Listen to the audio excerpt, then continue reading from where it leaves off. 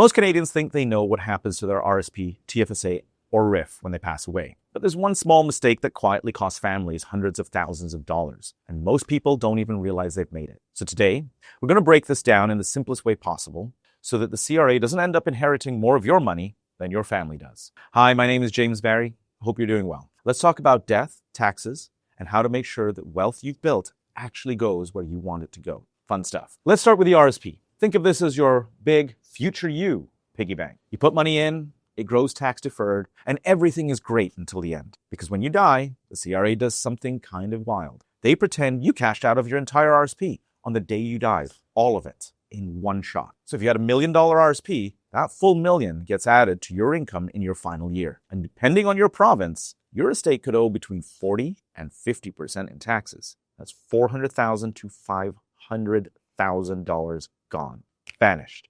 It's like doing a magic trick where half the money disappears, except this time, you don't get an applause.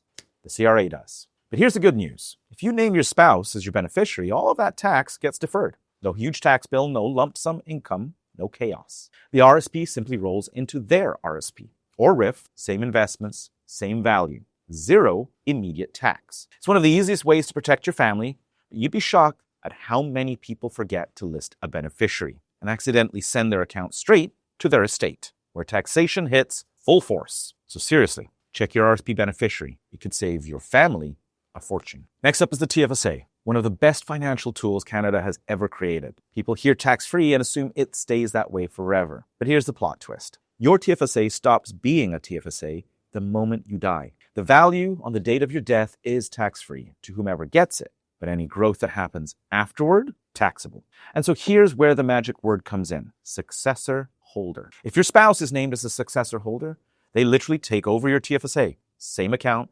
same tax-free status, no disruption. It's like handing them a portfolio with a permanent invisibility cloak from the CRA.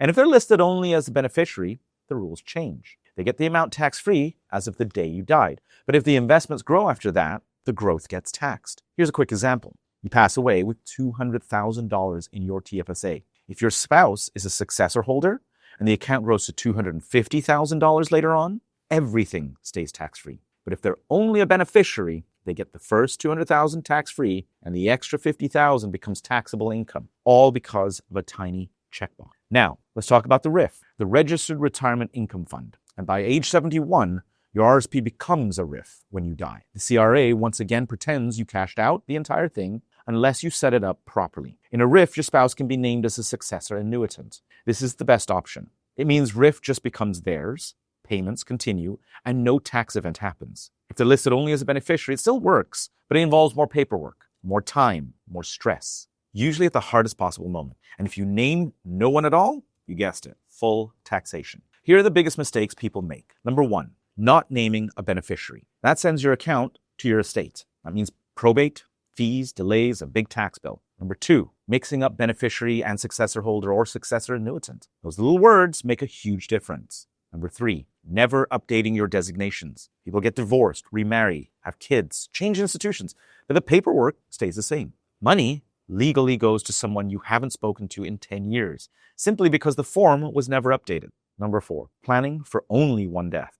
Even if your spouse inherits everything tax deferred, the CRA still collects when the second spouse dies. That's when a good estate plan, things like insurance, trusts, or charitable strategies, can protect the next generation. So what can you do right now? Review your beneficiary designation on every registered account. Make sure everything is accurate, especially the words successor holder or successor annuitant, where applicable. Align your will with your account designations. If your will says one thing and your beneficiary form says another, the beneficiary form usually wins, which can lead to conflict. Plan for the second death tax hit. That's where proper strategies come into play. And step four, get advice. Larger estates, family businesses, blended families. These add complexity, and professional guidance can save your family a lot of money and stress. So here's what happens to your RRSP, TFSA, and RRIF when you die. It's not the happiest topic, but it's one of the most important. Because at the end of the day, this isn't really about accounts. It's about the people you leave behind and making sure that CRA doesn't become the biggest beneficiary of your life's work. If you want a second opinion on your own plan or want to make sure everything is set up the right way,